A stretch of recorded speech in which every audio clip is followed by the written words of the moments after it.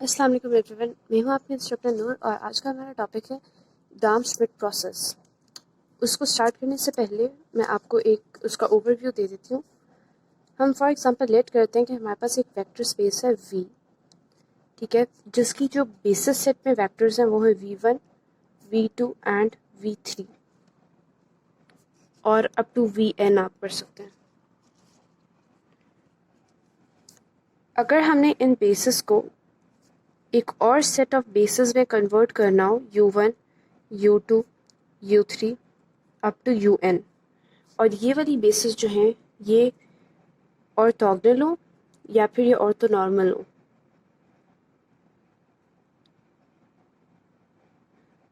तो इस प्रोसेस के लिए हम एक प्रोसीजर को यूज़ करते हैं जिसको हम कहते हैं gram-Schmidt प्रोसेस, जिसमें हम बेसिस को ऑर्थोनॉर्मलाइज कर देते हैं या बेसिस को ऑर्थोगोनल बेसिस में कन्वर्ट कर देते हैं। Okay, so this is method for orthonormalizing set of vectors in an inner product space.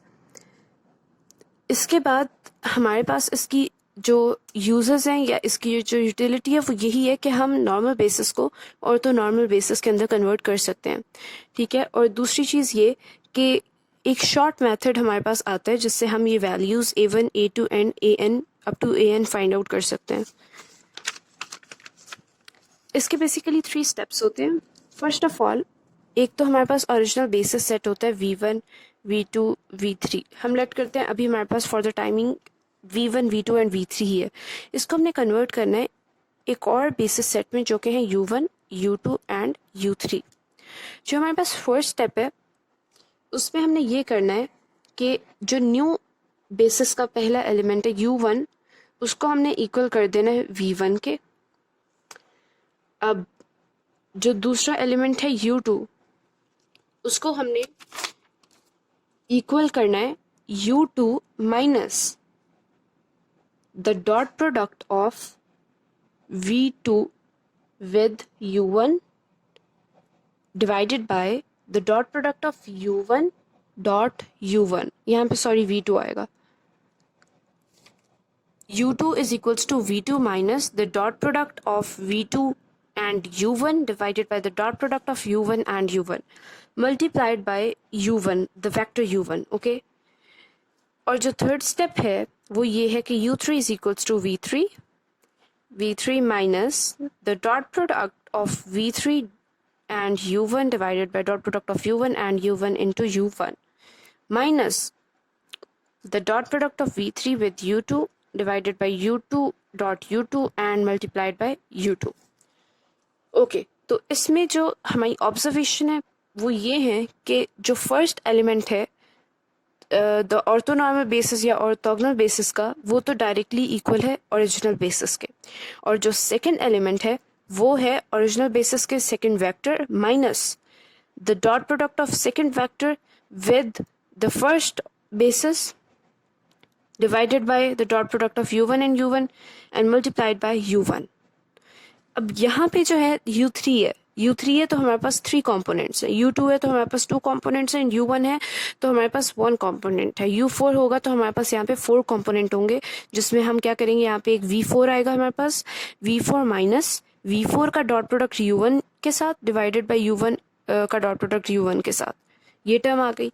Minus करेंगे V4 का डॉट प्रोडक्ट हम करेंगे U3 के साथ, ठीक है। और इसकी अगर जनरलाइज्ड फॉर्म हम समेशन की फॉर्म में लिखें तो हमारे पास ये आती है like UI minus summation from J1 to I minus 1 and UI dot VJ over VJ dot VJ into VJ। अब इसकी अगर हम एक एग्जांपल करें, हम लेट करते हैं कि हमारे पास यहाँ पे 3 वेक्टर्स गिवन है, this and this. These are basically set of the basis vector, ठीक है, बेसिस सेट के एलिमेंट्स हैं। अब हमने पहला स्टेप कहा था कि V1 is equals to U1, then हम लिखेंगे कि V1 is just equals to U1। Second step क्या था, U2 is equals to V2 minus V2 dot U1 over U1 dot U1 into U1।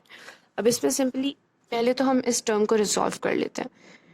वो ऐसे होगा कि हमें V2 और U1 का डॉट प्रोडक्ट लेना पड़ेगा, V2 ये है और U1 ये है, तो ये बनेगा 1 into 1 plus 0 into -1 plus 1 into 1 divided by u1 का डॉट प्रोडक्ट u1 के साथ 1 into 1 then -1 into -1 then 1 into 1. Okay, then u1 as it is -1 1.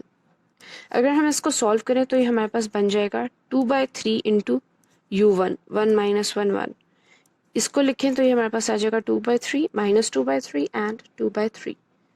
Okay, अब हमने क्या करना है कि इस पूरे कंपोनेंट को v2 में से माइनस करना है, तो वो हमारे पास आ जाएगा v2 क्या है 101 101 minus this -2/3 plus 2/3 and -2/3 which will be equal to 1/3 2/3 and 1/3.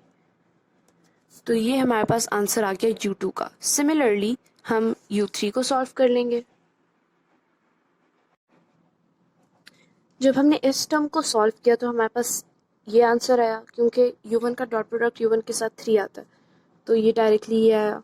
इस टर्म को सॉल्व किया तो ये आया. फाइनल टर्म जो हमारे पास u3 के लिए बनी वो ये थी, और जब हमने आंसर निकाला तो हमारे पास जो वेक्टर था वो ये था. अब हमारे पास जो न्यू बेसिस हैं उनमें हमारे पास 3 वेक्टर्स हैं. एक ये है, एक हमारे पास ये, और एक हमारे पास ये है. अब ये जो है ये एक सेकेंड, ये ऑर्थोनॉर्मल नहीं है, अभी ऑर्थोगोनल है सेट वेक्टर्स. ठीक है, अगर अब आपको इनको ऑर्थोनॉर्मल बेसिस में कन्वर्ट करना है तो आपको इनकी लेंथ से इनको डिवाइड करना होगा. और इनकी लेंथ बेसिकली, फॉर एग्जांपल इसकी लेंथ अगर फाइंड करनी है तो क्या होती है 1/2 का स्क्वायर प्लस 0 का स्क्वायर प्लस 1/2 का square. Okay, it will become 1/4 plus 1/4 and it will become √1/2. तो अगर हम इस पूरे वेक्टर को इससे डिवाइड कर दें तो हमारे पास जो ये ऑर्थोगोनल बेसिस का कंपोनेंट है ये कन्वर्ट हो जाएगा ऑर्थोनॉर्मल बेसिस में. तो बस आज की वीडियो इतनी थी. आई होप आप लोगों को अच्छी लगी होगी. अगर अच्छी लगी तो मेरी वीडियो को लाइक करें और चैनल को सब्सक्राइब करें. Thank you.